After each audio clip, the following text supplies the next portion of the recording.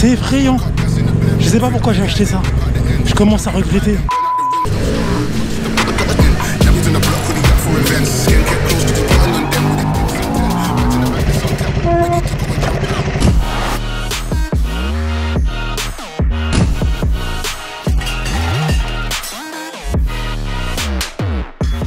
Salut la famille X, c'est X, bienvenue sur ma chaîne pour une nouvelle vidéo. Alors aujourd'hui on va faire un petit essai routier de ma KTM 1190 RC8R. Alors pour ceux qui n'ont pas suivi les deux premières vidéos, c'est une moto que j'ai achetée cassée à La Réunion, que j'ai réparée moi-même sans avoir aucune connaissance en mécanique, mais j'ai appris sur le tas avec internet et les forums, etc. Et en fait donc du coup c'est une moto que j'ai achetée sans l'avoir essayée.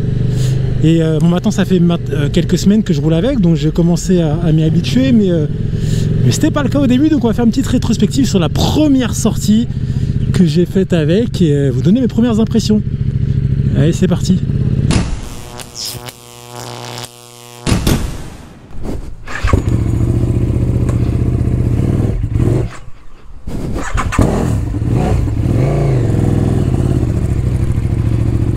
Waouh! C'est flippant, c'est effrayant.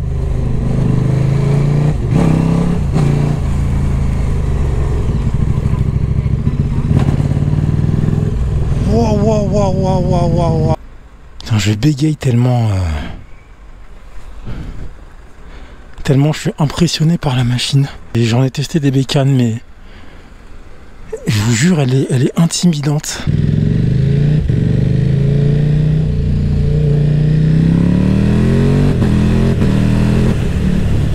Oh là là! C'est incroyable! Non, c'est un truc de fou! C'est effrayant! Je sais pas pourquoi j'ai acheté ça. Je commence à regretter. C'est d'une violence.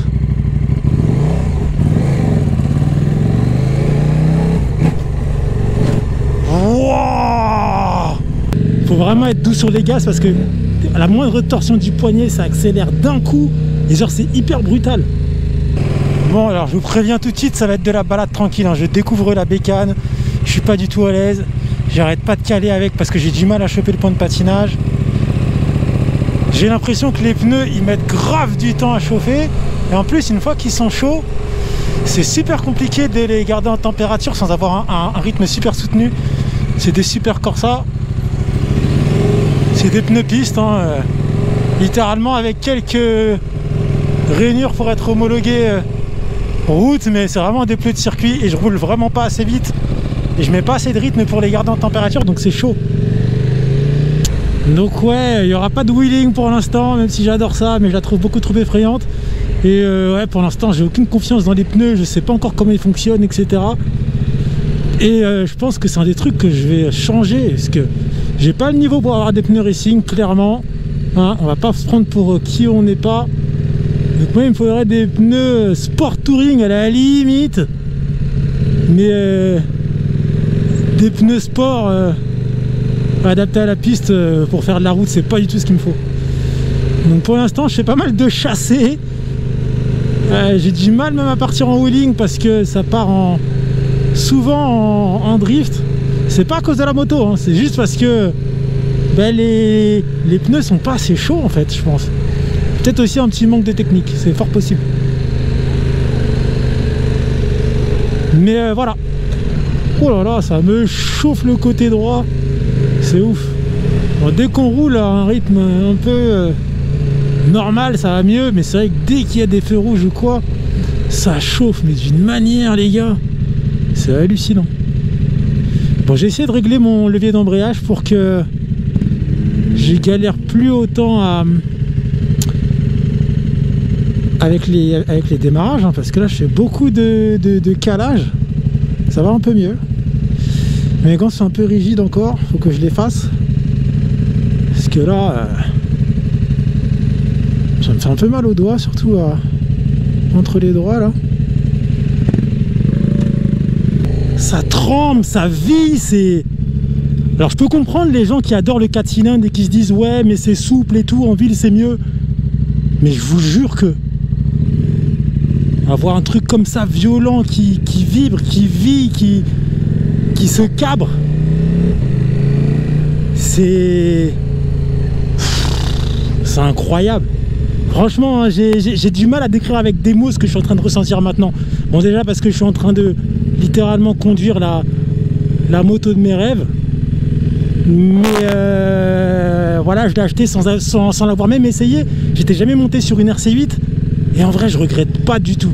Tout à l'heure je disais en rigolant, je regrette, je sais pas pourquoi j'ai acheté ça, pardon, je bégayais tellement je suis ému. mais ouais, non, c'est vraiment la moto de mes rêves et je trouve ça ouf de rouler dessus maintenant. Même si ça fait du bruit, c'est violent, c'est brutal, c'est juste incroyable. Franchement, c'est ouf. J'ai beaucoup de puissance et ouais, par rapport à la ER6, j'ai quasiment 100 chevaux de plus en version débridée pour la piste. Voilà, évidemment, j'ai mis... là, je suis en carto bridé pour coller à la législation, mais il y a quand même un gros gap de puissance et de réactivité, surtout de comportement. Et ouais, il faut vraiment qu'à chaque seconde, à chaque instant, je me souvienne bien que je suis pas sur ma ER6. Bon, de toute façon, vu le boucan que ça fait, c'est pas difficile de se le dire, mais voilà, les remises de gaz, faut vraiment que je fasse gaffe, quoi. Je suis impressionné par le shifter, c'est d'une douceur. Jamais je vais faire de roue arrière avec ça, hein. C'est beaucoup trop sauvage. Oh, la sauvagerie du truc. Je kiffe le shifter. Oh là là, c'est un délire. Ça fait un bruit de Harley. C'est hallucinant à quel point c'est léger. Là, je commence à être un peu moins impressionné, à vraiment commencer à sentir le feeling de la bécane. Et c'est impressionnant à quel point c'est léger. Hein, pour changer de trajectoire, ma ER6 c'est beaucoup plus lourde. Et ça, franchement, c'est impressionnant. Comment ça tremble quand on accélère! Je vous jure, en fait, c'est comme si j'étais en train de chevaucher un lion. Ça rugit, ça tremble. Elle essaye de se débattre. Elle essaye de s'échapper pour aller rouler sur circuit et sortir de la ville. Oh, franchement, c'est... J'ai pas les mots. Franchement, c'est... Alors, première fois que je roule vraiment sur une sportive, à part la ZX6R de mon poteau JP. Et purée, la ZX6R, j'étais pas du tout dépaysé. Franchement, c'est comme si je l'avais roulé toute ma vie. Alors que là, purée, je suis en PLS. Je vous jure, ça fait peur. Franchement, la ZX6R, j'aurais pu essayer de la lever. Franchement, aucun souci. Mais là, vraiment, je vous jure, j'ai peur. C'est beaucoup trop violent, c'est beaucoup trop...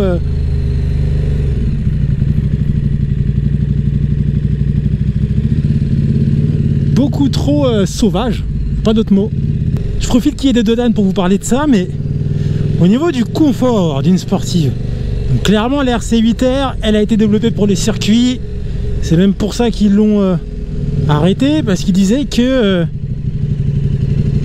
un véhicule comme ça n'avait rien à faire sur la route. Et je me disais, purée, ça doit être tellement rigide que ça doit être désagréable de ouf à conduire. Et ben je trouve que pas du tout. C'est ça qui m'étonne. C'est qu'alors, certes c'est ferme, la selle c'est un bout de bois, mais en vrai, bon, pour l'instant j'ai roulé que 2 heures consécutives avec. Mais franchement, pour l'instant ça me gêne pas, j'aime bien. C'est rigide et du coup en fait on sent toutes les aspérités de la route et c'est pas désagréable, bizarrement. Je suis même allé dans Paris, j'ai roulé sur les pavés et tout, et franchement ça allait, hein. Ça allait, donc peut-être que je suis fait pour les sportives, hein. C'est vraiment juste moi le cou. J'ai pas mal au poignet, j'ai pas mal au dos, la position je suis cool. Par contre, ouais, j'ai mal au cou. chaque fois je dois relever la tête, j'ai l'impression de forcer en permanence. Et du coup, ouais, c'est le seul truc que je trouve désagréable en termes de position et de confort, on va dire. Mais sinon, à part ça, je pense que je pourrais faire vraiment des kilomètres dessus. Ce qui est plutôt une bonne chose en vrai. Truc chiant aussi que j'ai remarqué, c'est que apparemment je suis trop grand et mes protections là de cadre, en fait, bah, quand je suis en position de conduite, mes genoux ils tapent dedans. Enfin, je suis en appui dessus permanent. Et pourtant là, je suis bien sur la pointe des pieds, sur les cale-pieds, pour pas laisser mes pointes de pied traîner. Et ouais, c'est chiant parce que bah, ça touche. J'ai pas trop de moyens de virer ça. Ah, vraiment, la sportive c'est un autre monde. Il n'y a pas d'autre mot, c'est un autre monde. C'est vraiment un autre délire. Après, la position, ouais, c'est même avec les jambes, ça se pilote. Oh. Ah ouais. J'ai l'impression que j'ai moins d'effet gyroscopique en fait avec cette moto qu'avec ma R6. Peut-être que je me trompe, hein, mais là, à cette vitesse-là, je peux changer de direction avec les jambes super facilement. Là, je suis vachement sorti de la bulle, du coup, je me prends quand même du vent dans la gueule. Après, malheureusement, ma bulle, elle n'est pas teintée, elle est complètement opaque. Donc, je ne peux même pas me mettre dans la bulle à l'abri. Ça marche pas. Et en plus, pour ça, il faudrait vraiment que je mette mon cul en arrière et que je me couche sur la moto. Je crois que j'aurai encore plus mal au cou. Mais bon, on testera quand j'aurai une bulle adaptée. Mais en tout cas, pour l'instant, l'expérience de conduite est assez intéressante. Après, comme je l'ai dit un peu plus tôt, je peux avoir une position assez droite. Si vraiment je colle mes couilles contre le réservoir, là, je suis vraiment... Ah bah, d'ailleurs, ça fait du bien à mon cou. Il se repose un peu. Ah ouais, ça fait du bien, là. Ah, c'est cool. Ah, c'est pas mal, ça. Ah, je suis presque sur un roadster là. C'est vraiment une moto incroyable. Attends, j'ai mon portefeuille qui est mal mis. Je remets ça dans ma poche. Putain, même debout, ça se manie bien. C'est ouf.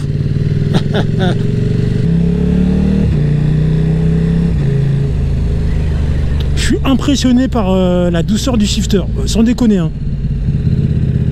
Je crois que j'avais fait la configuration automatique là et ça marche super bien.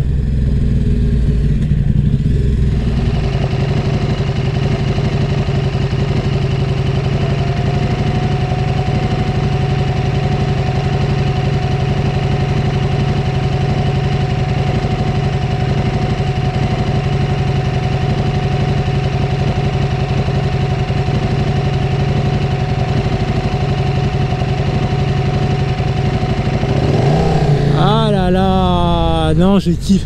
En fait, vous vous rendez pas compte à quel point je suis heureux. J'essaie de pas gueuler parce que pour pas que le micro il sature, mais là je suis en train de vivre un rêve en fait. Et c'est une folie. J'en ai tellement rêvé de cette bécane, je l'ai tellement voulu.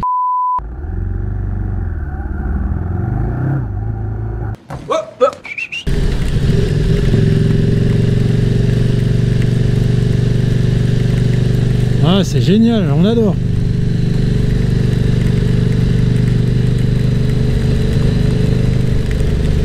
Prendre de l'angle sous la pluie avec une moto qu'on connaît à peine, qui est chaussée avec des pneus complètement infructueux.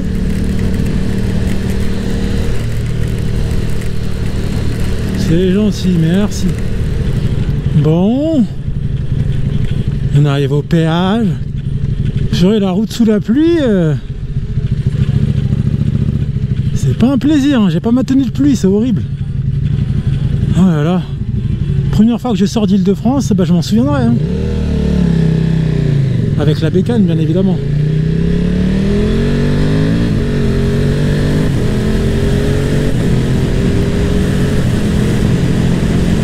Ah bah ça repart fort, hein. Ah bah... Eh.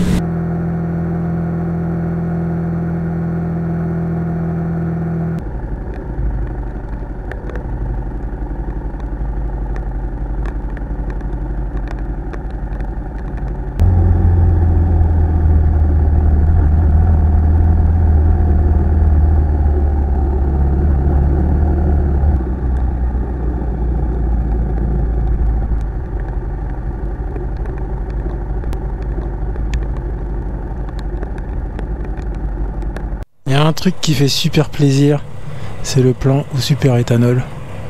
Et là, c'est pas la moins chère, hein. J'ai trouvé des pompes à 0,99 voire 0,98 et c'est vrai que le plein il fait super plaisir. Je fais des plans à 15 € alors qu'avant c'était plus 25-30, donc c'est cool.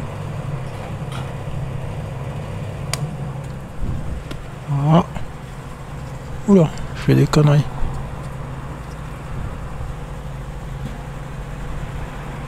J'avais bien calculé, 15 €. Ah, j'étais vraiment au fond du réservoir, hein. Il ne restait plus grand chose. Cool.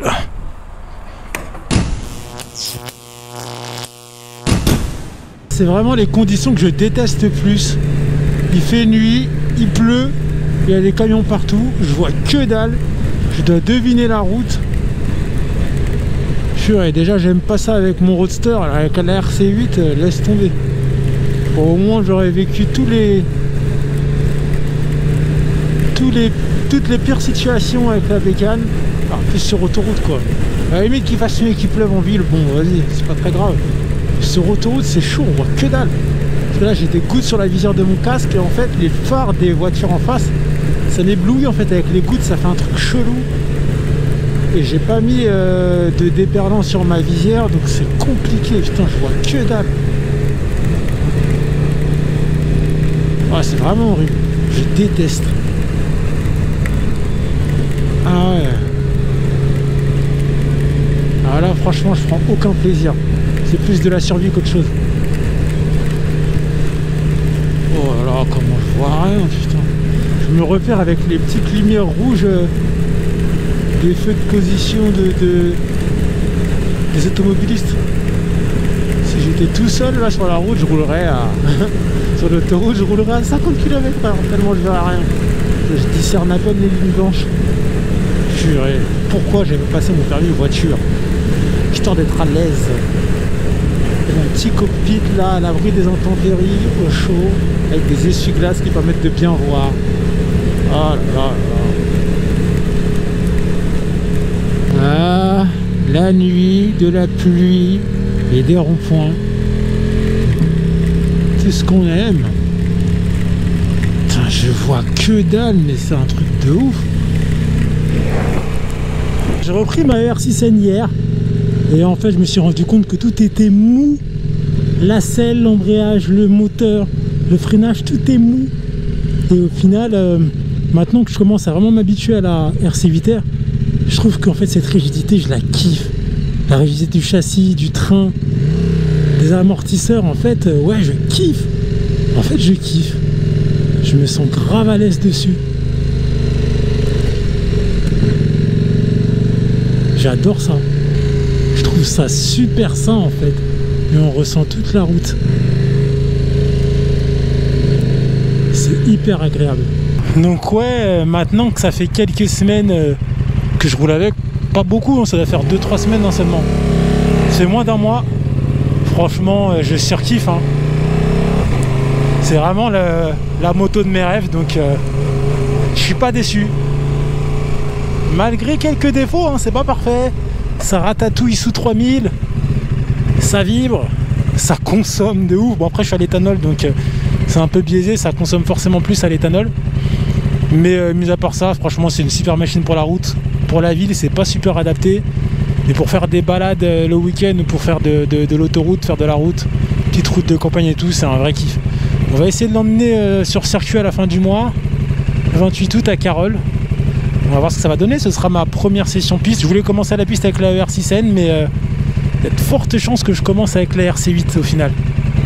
Et en vrai j'ai hâte, vraiment hâte de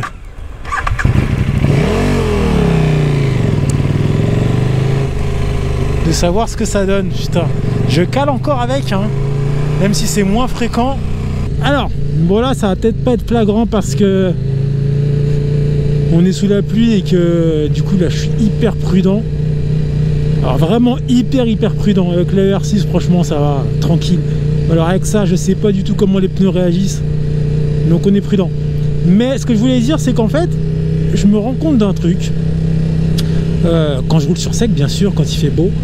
C'est qu'en fait les sportives, elles sont pas dangereuses parce que c'est hyper puissant et que c'est indomptable, etc. En fait, non, pas du tout. En fait, elles sont dangereuses parce qu'elles sont simples, dans le sens où ça met grave en confiance. Ça tourne super facilement, ça freine de malade.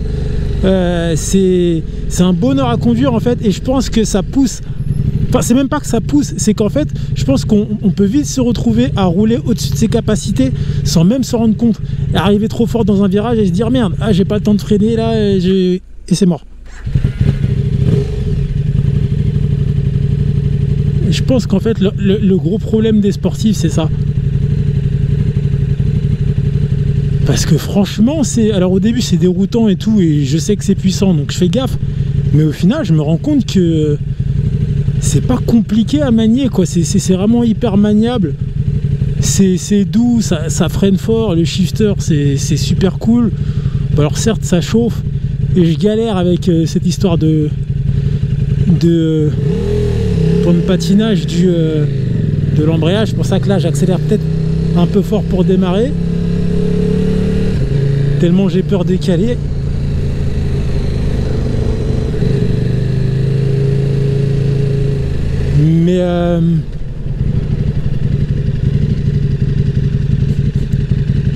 Mais ouais, c'est facile, quoi. Du coup, à la question est-ce qu'une sportive en sortie 2A2 c'est complètement démesuré et complètement débile,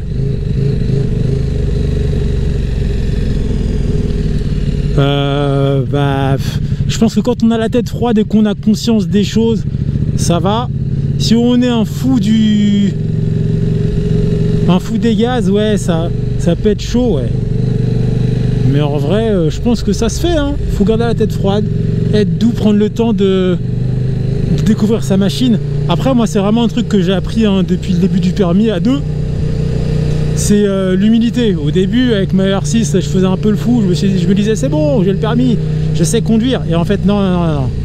Il m'a fallu beaucoup de temps déjà pour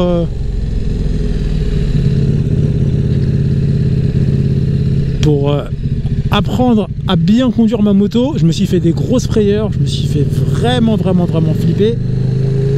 Et ouais, il y a une courbe d'apprentissage, en fait. Quand on fait de la moto, il faut être humble.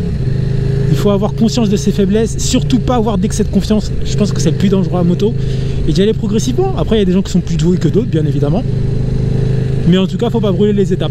Et moi, franchement, je vais vraiment prendre le temps de connaître cette bécane tranquillement. Autant avec la R6, je faisais le con parce que en fait, j'avais pas peur de la péter, de la foutre par terre. Donc voilà, j'ai peut-être un peu brûlé les étapes, etc. Pris des risques à certains moments. Je me suis fait peur. Très peur. Mais là, j'ai pas du tout envie de la foutre par terre. Donc on va prendre le temps de la découvrir.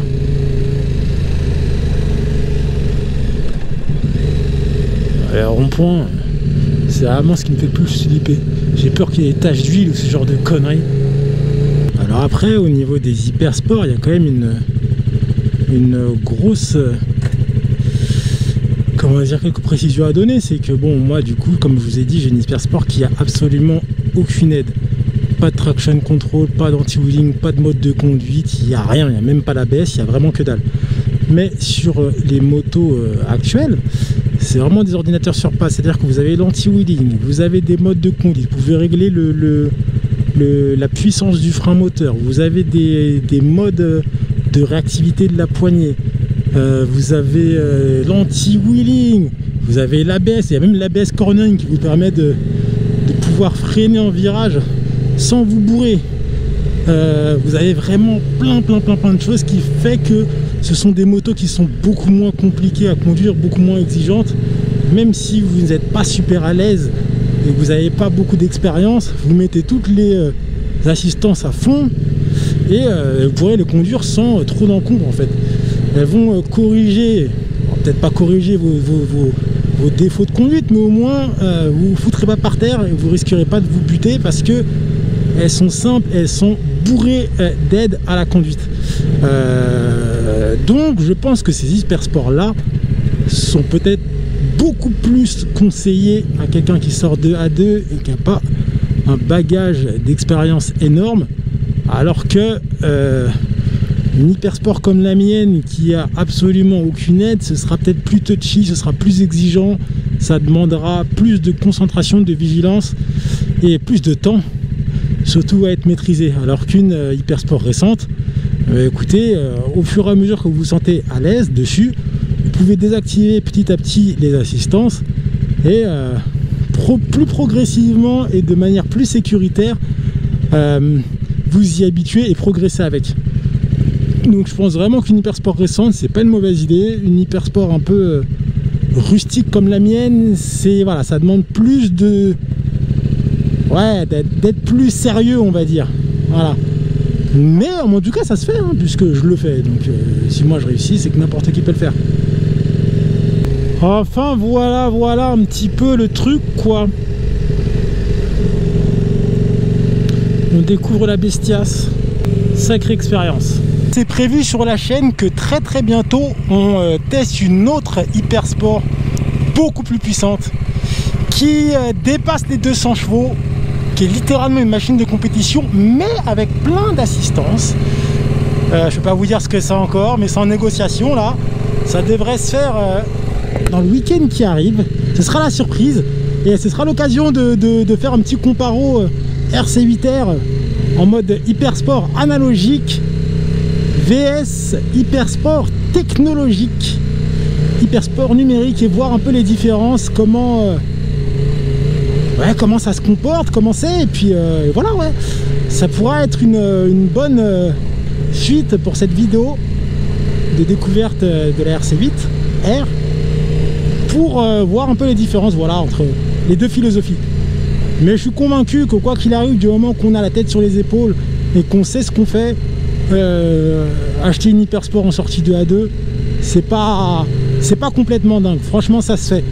Et en vrai, la moto, c'est un plaisir avant tout. Pour beaucoup d'entre nous, c'est une passion. Et il faut se faire plaisir. Donc, pourquoi se restreindre à partir du moment où on est à l'aise sur... à partir du moment où on est à l'aise de manière générale en bécane, il n'y a pas de raison de se fermer des portes. De toute façon, la moto, c'est un apprentissage permanent. Avant de s'appeler Johan Zarco ou Valentino Rossi, c'est un apprentissage permanent. Pendant toute votre vie de motard, vous allez apprendre des trucs. Et donc voilà. On apprend, on se fait plaisir. Et en vrai, se faire plaisir, c'est plus important, à mon sens.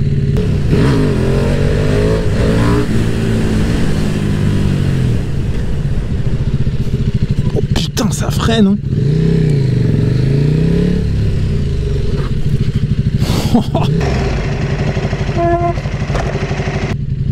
Oh, ça n'a rien à voir avec mes vieux étriers. Je crois que c'est du Nissin ou du Tokiko. Non, je crois que c'est du Nissin sur ma R6N. Là, je peux freiner à un doigt. Et ça freine, hein, genre bien, quoi. Alors, je sais pas si c'est les mètres cylindres taille et masse qui font une différence ou pas. Mais autre chose dont je dois vous parler, c'est qu'avec une hyper sportive, on progresse beaucoup plus vite. En tout cas, pour moi, c'est mon cas. En 2 mois d'hyper sport, j'ai pris plus de skills qu'en 2 ans et demi de permis.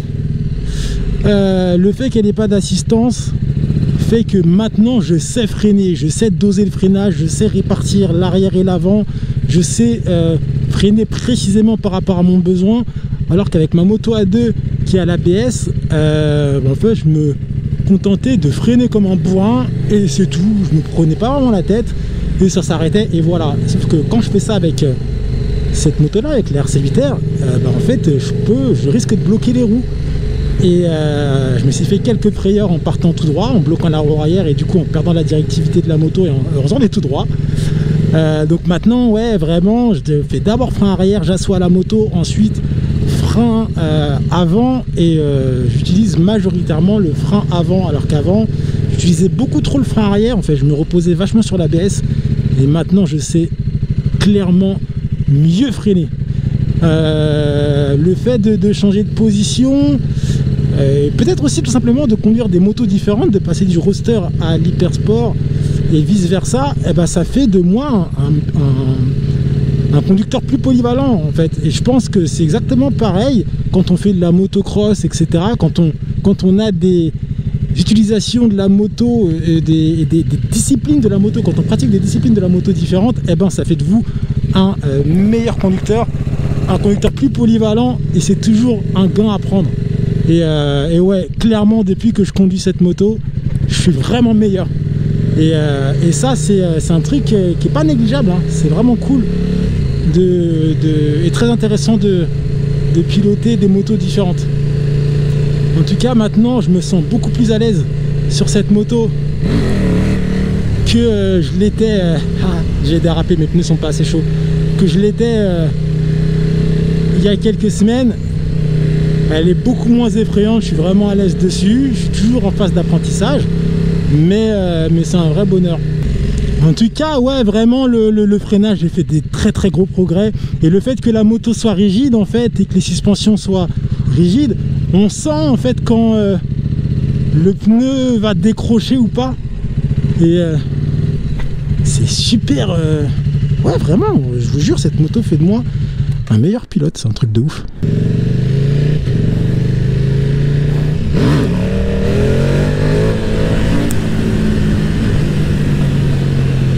Ah oui, ça lève très bien même. Faut juste y aller franco, hein.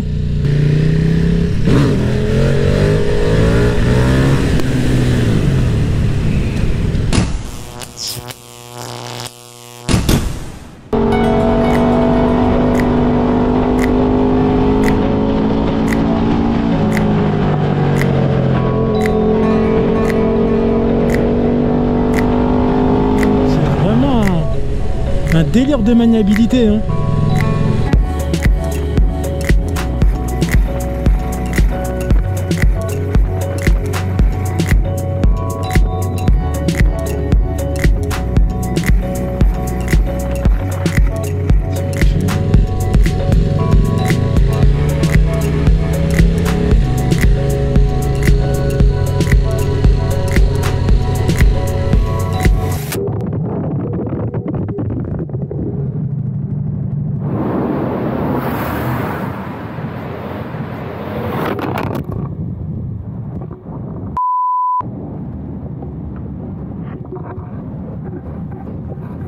Voilà, je pense qu'on a fait un petit peu le tour de mon ressenti par rapport à l'achat de cette moto, son utilisation. Et pour conclure, je vous dirais que avoir une Hypersport en sortie 2 à 2, au final, c'est pas déconnant. À partir du moment où on ne brûle pas les étapes et on prend le temps tranquillement de découvrir sa machine. Donc j'espère que cette vidéo vous a plu. Si c'est le cas, n'hésitez pas à mettre un petit pouce bleu, à vous abonner bien évidemment en cliquant sur la petite cloche pour être notifié de toutes les prochaines vidéos qui vont arriver sur la chaîne. N'hésitez pas à mettre un commentaire aussi pour que l'on puisse échanger tous dans la joie et la bonne humeur comme d'habitude. Ride safe, faites attention sur la route, profitez de la vie, kiffez bien, et puis je vous dis à très bientôt pour de nouvelles aventures en vidéo. Salut!